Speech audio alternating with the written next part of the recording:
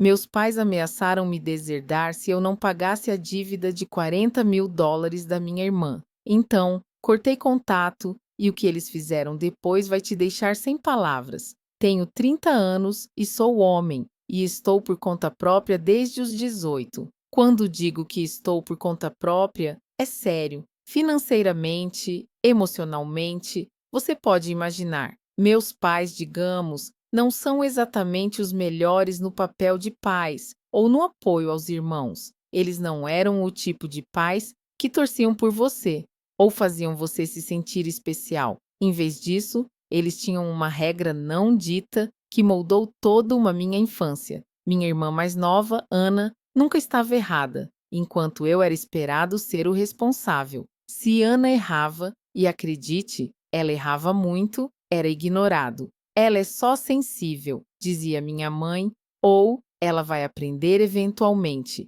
o que era um código para vamos fingir que isso nunca aconteceu e torcer para que ela perceba sozinha.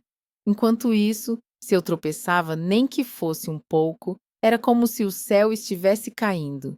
Por que você não tenta mais? Você precisa ser um exemplo melhor para sua irmã. Não importava o que eu fizesse, nunca era suficiente. Eu poderia trazer para casa um boletim cheio de As e eles perguntariam por que eu não tive aplausos em matemática. Mas Ana, ela mal passava. E era: pelo menos você está dando o seu melhor, querido.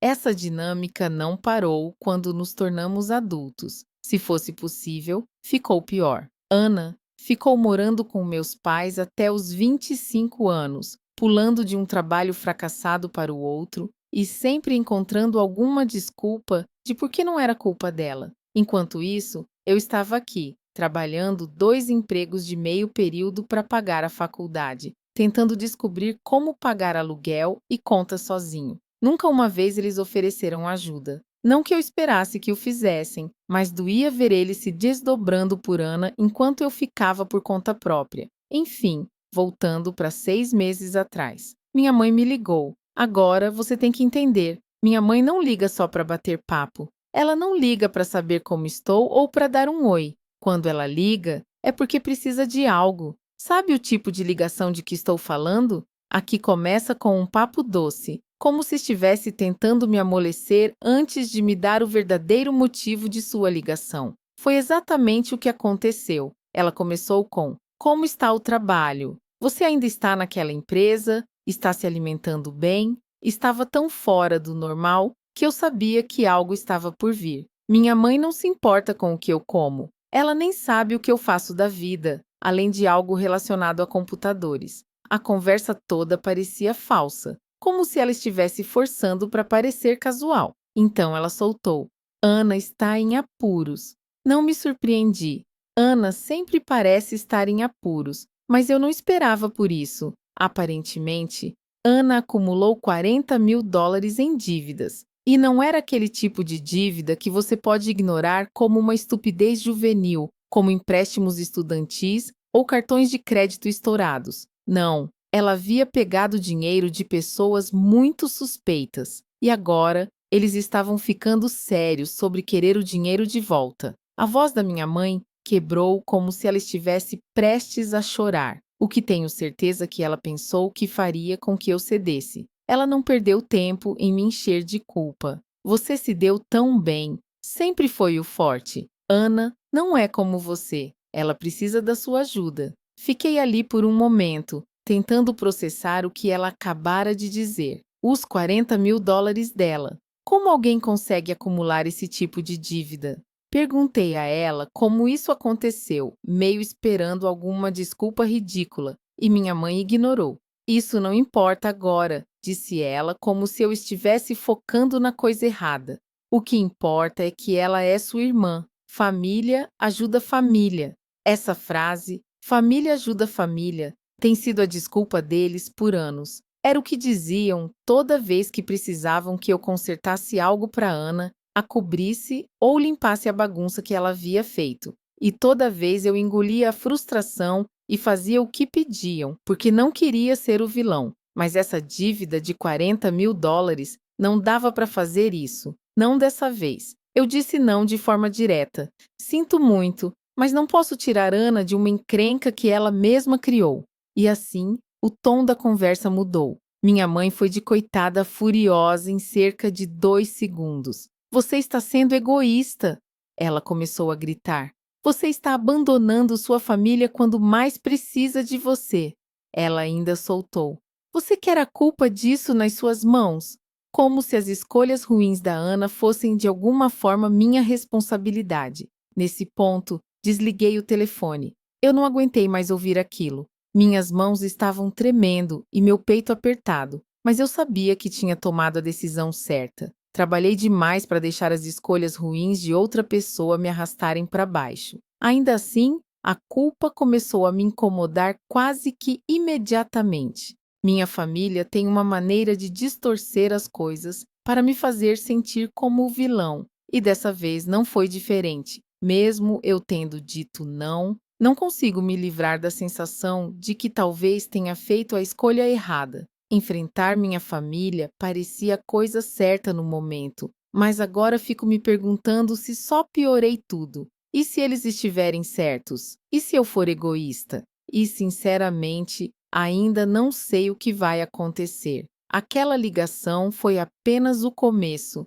e o que aconteceu depois me pegou totalmente de surpresa. Tenho a sensação de que isso não acabou, mas vou contar tudo conforme as coisas se desenrolam. Vou postar uma atualização em breve. Atualização 1. Oi, pessoal. Então, achei que as coisas poderiam esfriar um pouco. Talvez ela ficasse chateada por um tempo e depois deixasse para lá. Acontece que eu estava completamente errado. O drama aumentou muito e, honestamente, eu não estava preparado para isso. Foi uma bagunça total e ainda estou tentando descobrir como lidar com tudo isso. Deixe-me explicar. Depois que desliguei para minha mãe, as coisas só pioraram. Eu sabia que ela não ia deixar isso para lá, mas eu não estava preparado para o nível de manipulação emocional e assédio que se seguiu. Meu telefone não parava de tocar. Primeiro, foi minha mãe com mensagens como: "Nós te criamos melhor do que isso, e você vai se arrepender de virar as costas para sua família." Depois,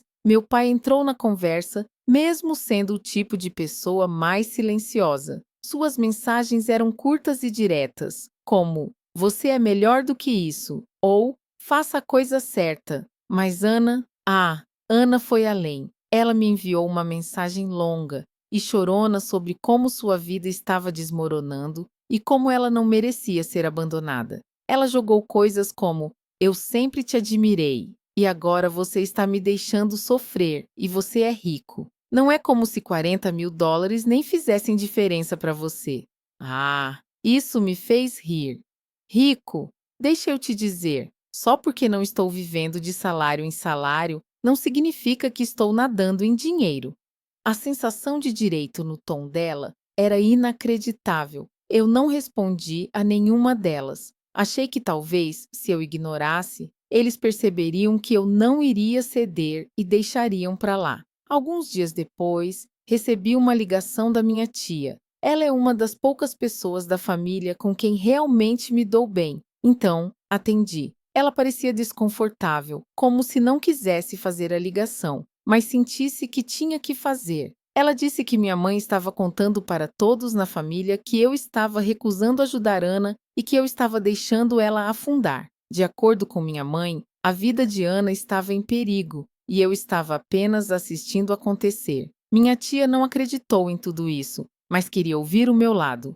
Eu expliquei toda a situação, incluindo a parte em que Ana se meteu nessa encrenca e esperava que eu simplesmente consertasse tudo. Minha tia ficou chocada, mas me apoiou. Ela me disse que eu não estava errado em dizer não e que Ana precisava enfrentar as consequências de suas ações. Ouvir isso ajudou um pouco, mas o estrago já estava feito. Minha mãe espalhou a história para todos, distorcendo os fatos para me fazer parecer o vilão. Comecei a receber mensagens de primos, tios e até alguns amigos antigos da família. A maioria delas era vaga, como: "Você realmente deveria pensar sobre o que significa família ou vai se arrepender disso um dia." Algumas eram claramente cruéis. Uma das minhas primas me chamou de egoísta e disse que eu estava agindo como se fosse melhor que a família. Eu ignorei todas, mas a constante enxurrada foi exaustiva. E então, as coisas pioraram. Uma tarde, recebi uma ligação do meu banco. No começo, achei que fosse um golpe, porque quem realmente recebe ligações do banco? Mas o cara na linha explicou que alguém havia tentado acessar minhas contas usando identificação falsa. Eles sinalizaram como suspeito porque os documentos não correspondiam e, felizmente, nada foi levado. Eu soube imediatamente quem estava por trás disso, Ana. Tinha que ser ela. Ela estava desesperada. E se ela estava disposta a arrastar toda a família para isso, por que não tentaria me roubar também? Perguntei ao banco mais detalhes, mas eles não puderam me dizer muito. Além de que haviam bloqueado minhas contas temporariamente como precaução. Agradeci e desliguei, mas estava furioso. Isso não era mais manipulação emocional ou culpa. Isso era criminoso. Eu preciso de respostas. Então estou pensando em confrontar a Ana diretamente. O que vocês fariam no meu lugar? Obrigado por acompanharem. Vou manter vocês atualizados. Atualização muito em breve. Olá de novo, pessoal. Estava esperando para contar como foi o confronto. Desculpem pelo atraso. Aqui está como foi. Depois que decidi confrontar Ana, ainda estava furioso quando cheguei ao apartamento dela mais tarde naquela noite. Eu não tinha avisado que estava indo e, honestamente, nem sabia direito o que iria dizer. Tudo o que eu sabia era que eu precisava olhar nos olhos dela e ouvir ela admitir o que fez. Talvez uma parte de mim esperasse que ela negasse, me desse algum motivo para acreditar que minha irmã não fosse o tipo de pessoa que cairia tão baixo. Quando ela abriu a porta, parecia surpresa ao me ver, mas não no tipo de "O que você está fazendo aqui?". Era mais como se ela já estivesse esperando que eu aparecesse eventualmente. Ela estava de moletom e o cabelo uma bagunça, como se tivesse acabado de sair da cama. Não que eu me importasse com a aparência dela, mas isso contribuiu para a sensação de não tenho minha vida organizada. O que você está fazendo aqui? Ela perguntou, apoiada na moldura da porta, como se fosse uma visita casual. Eu nem me dei o trabalho de começar devagar. Você tentou me roubar? Perguntei, segurando meu celular com o alerta do banco ainda na tela. Minha voz provavelmente estava mais alta do que precisava ser, mas não pude evitar. Eu estava furioso. O rosto dela congelou por um segundo e eu pensei, talvez ela vá mentir, talvez ela tente negar. Mas não, ao invés disso, ela revirou os olhos como se eu estivesse exagerando e disse, ah, qual é? Você não ia me ajudar. Então, que escolha eu tinha? Que escolha ela tinha? Eu fiquei olhando para ela sem entender. Você se escuta? Você tentou me roubar porque eu não ia te tirar dessa bagunça que você criou. Isso não é só errado, Ana. Isso é ilegal. Ela deu de ombros. De verdade, deu de ombros, como se estivéssemos falando sobre pegar um casaco emprestado ou algo assim. Mamãe e papai disseram que você ia ceder eventualmente. Ela disse, cruzando os braços. Eles disseram para eu te pressionar mais, que você ia ceder se eu tornasse isso sério o suficiente. Eu não acreditei no que estava ouvindo. Você está me zoando? Eu disse. Eles te incentivaram a fazer isso? A cometer fraude? Você nem percebe o quão insano isso soa. Eles não me disseram para cometer fraude, ela disse. Eles só disseram que você não me deixaria afundar se achasse que eu realmente estava em apuros. E adivinha? Eu estou em apuros. Eu não tenho mais ninguém para recorrer. Eu estava tão bravo que mal conseguia pensar direito. Você não tem mais ninguém para recorrer porque queimou todas as pontes que já teve, gritei. Isso não é só sobre o dinheiro, Ana. É sobre o fato de que você nunca assumiu responsabilidade por nada na sua vida e agora está me arrastando para pôr sua bagunça porque é egoísta demais para lidar com as consequências das suas próprias ações. Ela nem se mexeu. Você está sendo dramático, ela disse, me ignorando. Não é como se eu realmente tivesse conseguido algo de você. O banco bloqueou, não foi? Então, qual é o problema? O problema, eu disse, é que você tentou. O problema é que você achou que tinha o direito de me roubar só porque você é preguiçosa demais para arrumar sua própria bagunça. E o problema ainda maior é que mamãe e papai acham que isso é ok. Isso finalmente pareceu afetá-la. O rosto dela se contorceu numa mistura de raiva e vergonha. Mas ao invés de pedir desculpas, ela se firmou ainda mais. Você acha que é muito melhor que eu, não acha? Ela disse, cuspindo as palavras. Só porque você tem esse trabalho chique e essa casa idiota, você acha que pode sentar aí e me julgar. Sabe o quê, irmãozão? Você não estaria onde está sem mamãe e papai. Eles sacrificaram tudo por nós, e é assim que você retribui. Eu ri, mas não foi uma risada feliz. Foi o tipo de risada que sai quando você está tão frustrado que não sabe o que mais fazer. Mamãe e papai não sacrificaram nada por mim, eu disse. Eu pagava aluguel com 18 anos. Eu me paguei na faculdade.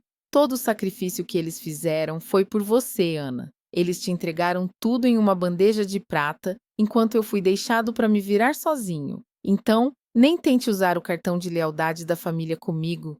Ela não teve resposta para isso. Ou talvez tivesse, mas não disse em voz alta. Em vez disso, ela ficou ali, me olhando com raiva, como se eu fosse o vilão em tudo isso. Eu não aguentei mais. Sabe de uma coisa? Eu disse, dando um passo para trás em direção à porta. Eu estou fora. Eu estou fora de você. Estou fora de mamãe e papai. E estou fora dessa dinâmica familiar tóxica inteira.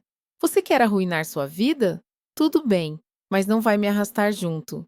Eu saí antes que ela pudesse dizer mais alguma coisa. No caminho de volta para casa, minhas mãos estavam tão firmes no volante que meus nós dos dedos estavam brancos. Eu estava bravo, claro, mas mais do que isso, eu estava ferido, não só pela Ana, mas pelos meus pais também. Como eles podiam achar que isso era certo? Como podiam justificar e incentivar ela a fazer uma coisa dessas? Quando cheguei em casa, sentei e fiz uma lista de tudo o que eu precisava fazer para me proteger. Liguei para o banco para verificar se minhas contas estavam seguras. Troquei todas as minhas senhas. Até liguei para um amigo advogado para perguntar quais eram minhas opções caso a Ana tentasse algo assim de novo. Ele me disse que eu poderia processá-la se quisesse, mas eu ainda não estava pronto para chegar tão longe. Naquela noite, mal consegui dormir. Fiquei replayando a conversa na minha cabeça, me perguntando se eu poderia ter lidado com aquilo de uma forma diferente, mas no fundo,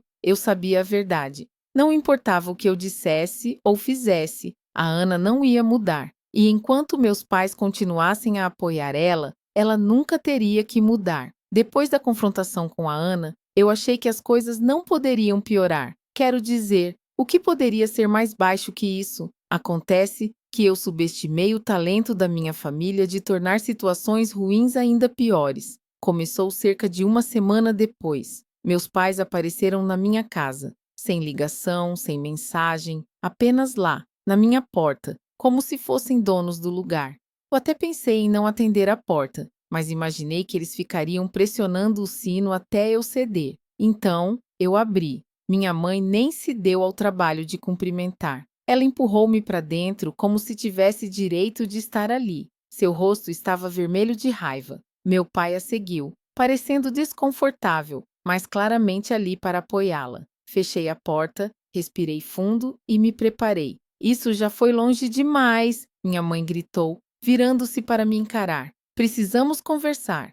Eu cruzei os braços. Acho que já dissemos tudo o que precisava ser dito. Não, não dissemos, ela disse. Você precisa parar com essa besteira e ajudar sua irmã. Ela é família. Ela é sua responsabilidade. Eu a olhei totalmente atônito. Minha responsabilidade, eu disse, ficando irritado. A Ana é uma adulta que se meteu nessa bagunça sozinha. Eu não sou o pai dela e certamente não sou o caixa eletrônico dela. O rosto da minha mãe se torceu de frustração. Você acha que gostamos de pedir sua ajuda? Você acha que isso é fácil para nós? Isso é sobre lealdade familiar.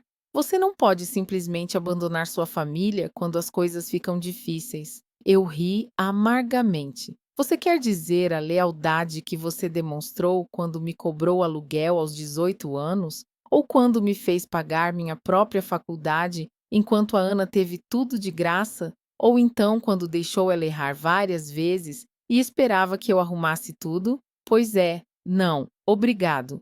Meu pai finalmente falou, a voz baixa e séria.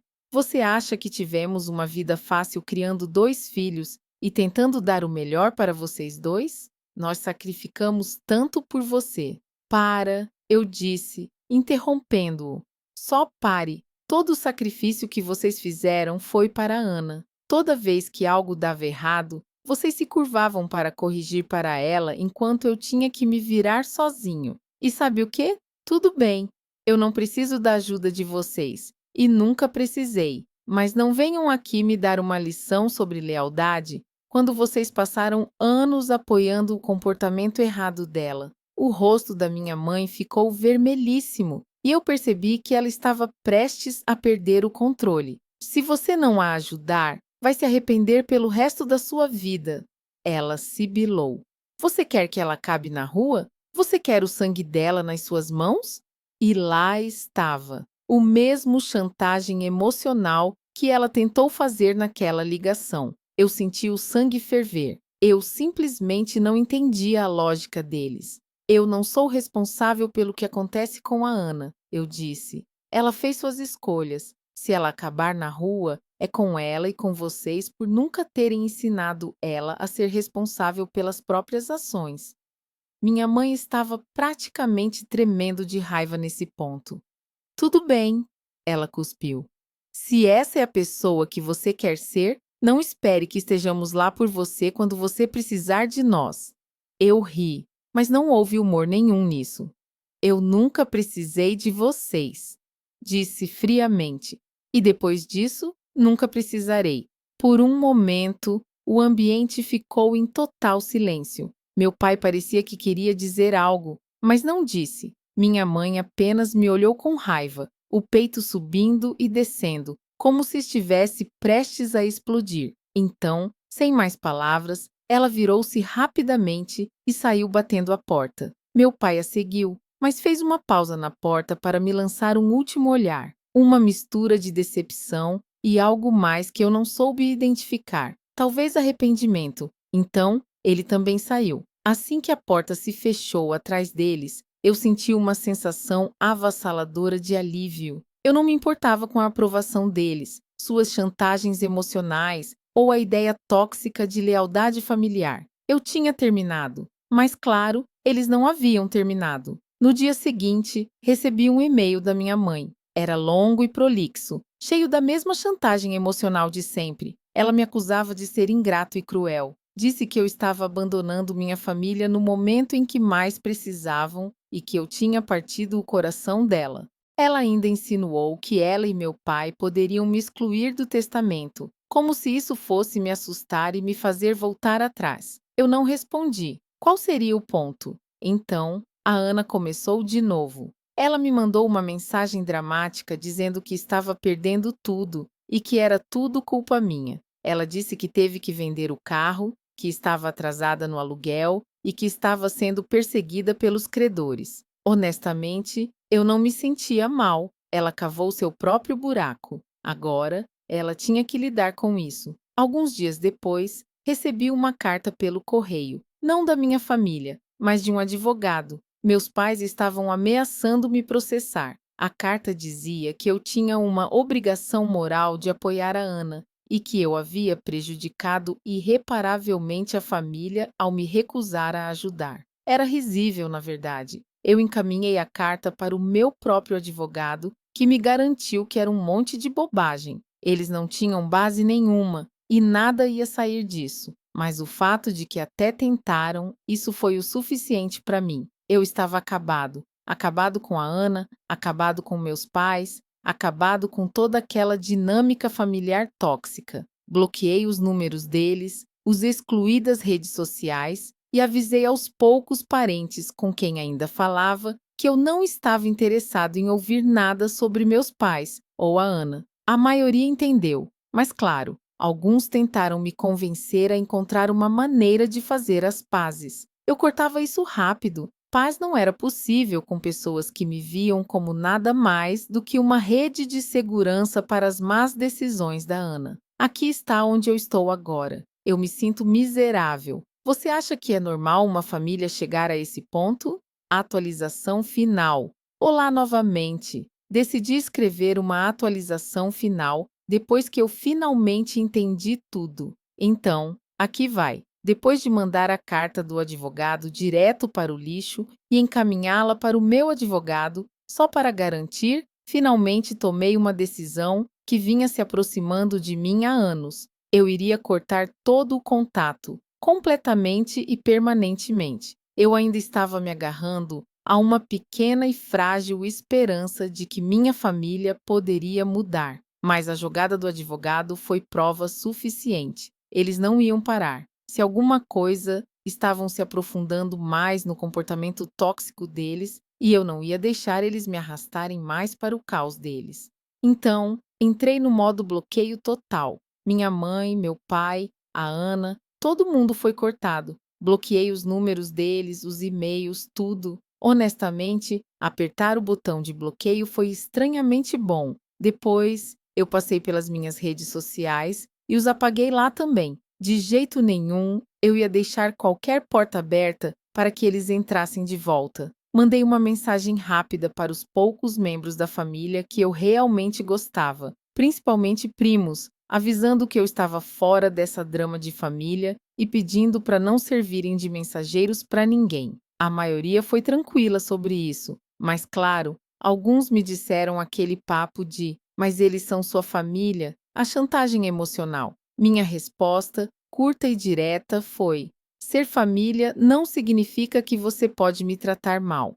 A parte mais difícil foi explicar a situação para alguns amigos em comum que conheciam meus pais. Alguns deles não podiam acreditar no que eu estava contando. Tipo, eles literalmente não conseguiam entender o fato de que meus pais e minha irmã tinham tentado me roubar, me culpado e agora me processando. Um amigo até perguntou: tem certeza de que não tem mais alguma coisa nessa história? Como se eu de alguma forma tivesse deixado de fora a parte onde tudo isso fosse culpa minha. Eu me senti péssimo, mas deixei passar. As pessoas que importavam acreditaram em mim e isso era o suficiente. A primeira semana sem contato foi difícil. Não porque eu sentisse falta deles, eu não sentia, mas porque eles não desistiram fácil. Mesmo com os números bloqueados, eles encontraram maneiras de chegar até mim. Minha mãe começou a ligar de números desconhecidos, deixando mensagens de voz longas e dramáticas sobre como eu estava destruindo a família. Ela dizia coisas como: "Nós só queremos conversar" ou "Você está nos punindo por tentarmos fazer a coisa certa." Era exaustivo. Eu não ouvi a maioria das mensagens. Eu apenas as deletei assim que percebi de quem eram. Então, vieram as cartas. Meus pais deviam ter ido direto do escritório do advogado para o correio, porque as cartas começaram a chegar quase imediatamente. No começo, eram mais bobagens. Minha mãe escrevendo páginas e páginas sobre quanto ela havia sacrificado por mim e como eu estava partindo o coração dela. Meu pai também entrou na jogada, embora as cartas dele fossem mais diretas. Uma delas dizia: "Se você não ajudar a Ana, não espere que algum dia possamos te perdoar." Perdoar-me por quê, exatamente? Por não deixar minha irmã roubar de mim? Por não apoiar as más escolhas dela? A ousadia disso era quase engraçada. Na segunda semana, as mensagens dele saíram completamente do controle. As cartas da minha mãe ficaram desesperadas, quase desequilibradas, jogando ameaças vagas como: "Você vai se arrepender disso um dia e vai se sentir culpado quando for tarde demais." Era tudo chantagem e desgraça, como se ela estivesse tentando me assustar de volta para o lugar. Meu pai, no entanto, não se conteve. As cartas dele eram pura veneno, me chamando de egoísta, ingrato e arrogante. Ele fez um discurso sobre como eu tinha esquecido de onde vim e estava traindo as pessoas que me fizeram quem eu sou. Não era mais apenas culpa. Parecia que estavam tentando me derrubar, como se não conseguissem lidar com a ideia de perder o controle sobre mim. E então tinha a Ana. A Ana não perdeu tempo em se fazer de vítima. Ela me mandou uma carta longa escrita à mão, provavelmente porque sabia que eu a tinha bloqueado nos e-mails, dizendo o quanto eu a magoava. Como ela não podia acreditar que eu a abandonei na hora em que ela mais precisava. Ela escreveu coisas como: "Você sempre foi minha rocha, e agora você está me deixando afundar. E eu achei que você se importava comigo, mas claramente eu estava errada."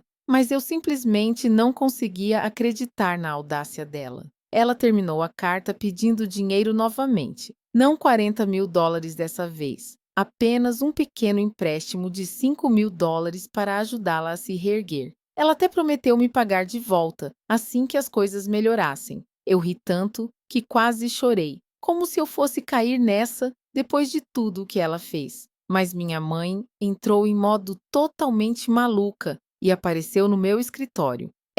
Ela realmente apareceu no meu local de trabalho sem avisar. Ela entrou na recepção exigindo me ver, e quando a recepcionista não cedeu, ela surtou. Começou a gritar o suficiente para todo o prédio ouvir, me chamando de filho horrível e gritando sobre como eu estava destruindo a família. A segurança teve que intervir e escoltá-la fisicamente para fora. Eu fiquei lá, assistindo a tudo da mezanine, completamente paralisado. Meus colegas de trabalho não disseram uma palavra, mas as caras deles eram pura surpresa. Eu queria que o chão se abrisse e me engolisse. Aquilo foi o fim. Eu estava farto. Eu não estava só bravo. Eu estava acabado. Naquela noite, entrei em contato com um advogado de família, não o amigo com quem eu tinha consultado antes, mas um profissional de verdade. Expondi tudo: o assédio, o direito, a insanidade. Ela me ouviu, fez algumas perguntas pontuais e então me disse exatamente o que eu deveria fazer. No dia seguinte, redigimos uma carta de cessação e descontinuação. Ela foi enviada para todos: minha mãe, meu pai, a Ana, até o advogado deles. Ficou bem claro: se entrarem em contato comigo novamente, tomarei ações legais, sem exceções. Eu não achava que eles realmente iriam parar, mas surpreendentemente funcionou. As ligações da minha mãe pararam, as cartas desagradáveis sumiram. Até a Ana, a rainha da chantagem emocional, ficou em silêncio. Agora, 6 meses depois de cortar os laços, a vida parece diferente, mais tranquila, mais leve e, honestamente, melhor. Não foi fácil, mas escolher a mim mesmo em vez do caos constante da minha família foi a melhor decisão que eu já tomei. Claro, nem todo mundo entende. Alguns parentes ainda me dizem a mesma linha desgastada, mas são sua família. Sabe o que eu digo a isso? Família não significa nada se não te respeitam. Sangue não dá a ninguém o direito de destruir sua paz. Você não deve seu tempo, dinheiro ou sanidade a ninguém só porque compartilham o DNA. Limites não são cruéis, são necessários. E, honestamente, cortá-los foi a melhor coisa que eu já fiz. Com o drama para trás, mergulhei no trabalho e finalmente consegui uma promoção que estava buscando há anos. O pouco que ouvi sobre a Ana me diz que ela ainda está lutando. Ela está trabalhando meio período agora e morando com uma amiga depois de perder o apartamento. Eu não me sinto mal por isso mais. Ela fez a cama dela. Meus pais. Eles ainda estão espalhando a história deles para quem quiser ouvir, mas menos pessoas estão acreditando nisso ultimamente. É libertador não me importar. Também comecei a me reconectar com pessoas com quem tinha perdido o contato, amigos, alguns primos, e até me abri para alguém que estou namorando agora. Eles têm sido incrivelmente solidários, e pela primeira vez, sinto que estou cercado por pessoas que realmente me respeitam. Para quem está lidando com uma família tóxica, eu sei como é difícil, mas melhora. Cortar os laços foi como arrancar um band-aid, mas a paz que veio depois valeu cada momento doloroso. Você deve a si mesmo escolher a paz, escolher você,